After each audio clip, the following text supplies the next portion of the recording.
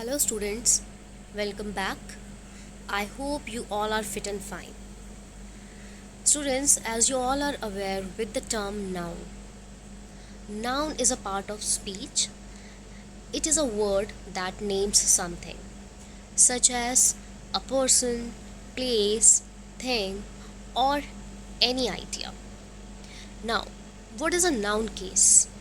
So yes, in today's video, we are going to read about noun case. Noun case refers to how nouns are used in relation to other words in a sentence. There are four cases of noun. First is nominative case. It is also called subjective case. Second is objective case and it has two parts, dative case and accusative case. Third is possessive and the fourth one is vocative case. First is nominative case. Nominative case means when in a sentence a noun works as a subject of the verb, then it is in a nominative case. Basically, it is a subject of the verb and it usually comes before the verb. Let's understand this with examples. Number 1. Ria writes a letter. In this sentence, the action of writing is being performed. That means write is a verb and the doer of this action is Ria. So Ria is the subject in this sentence. Next is John is an intelligent boy. In this sentence, John is a subject and it is coming before the verb. So these subjects are in nominative case. Students, to identify the noun of noun case, we can put a question by adding who or what with verb. For example, if we ask who writes a letter, so the answer will be Ria. So Ria is our subject and that is in a nominative case. If we ask who is an intelligent boy, so the answer will be John. So John is our subject and here it is in a nominative case. Clear? Next is objective case. When a noun works as an object of a verb in a sentence, then it is a noun of objective case. It is affected by the verb. Students, in a sentence, an action is a verb. Doer of that action is called subject and the effect of that action falls on the object. An object can be a noun, a pronoun, or a phrase. Phrase means a group of words which has neither subject nor verb. Let's look at the examples. Shivam draws a picture. In this sentence, the action of drawing is being performed and the doer of that action is Shivam. And the effect of this action is being fallen on a picture. So here Shivam is the subject, draw is a verb and a picture is your object. Next example is Sia broke the window. In this sentence, broke is a verb that is a past form of break. Sia is the subject and window is an object. Some transitive verbs have two types of object. Transitive verbs are those verbs which needs an object to complete their meaning. Let's understand this with example. He gave Shivam a pen. In this sentence, he is the subject, gave is past form of give, this is your verb, and Shivam and a pen, these are the objects. Transitive verbs have two types of objects. First is direct object and second one is indirect object. Just keep in mind, all the living things lies in the category of indirect object and all the non-living things lie in the category of direct object. So here Shivam is your living being, so this is your indirect object, and pen is non-living thing, so this is the direct object.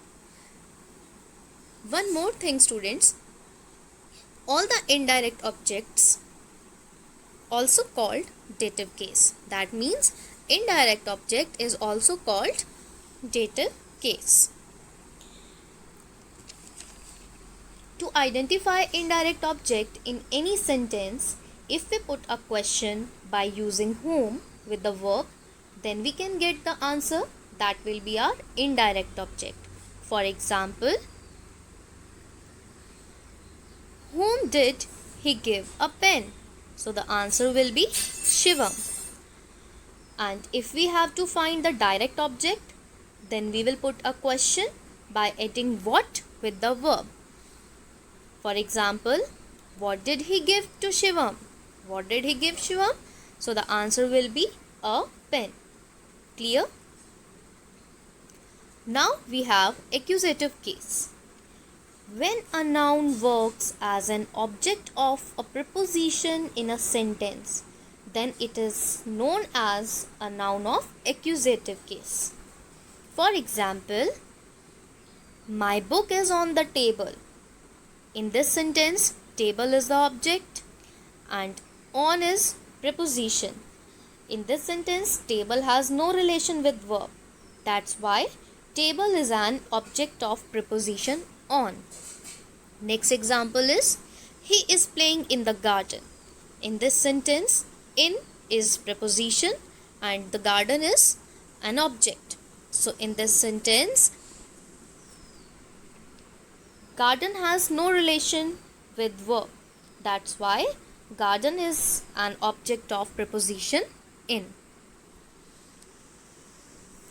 Next is possessive case. Possessive case means when a noun denotes possession or ownership, or we can say to denote possession or ownership, apostrophe s or of both are used. If noun is living, then we use apostrophe s with it, and if the noun is non-living, then with it we use possession, then of, then noun. Let's look at the examples. Tina's doll has been lost. In this sentence, Tina and doll both are noun. In this sentence, Tina is denoting ownership on doll. So it is in a possessive case. And Tina is living.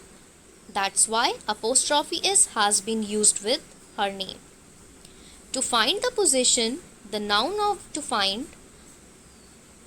of possessive case, we put a question by adding whose with the verb. For example, whose doll has been lost?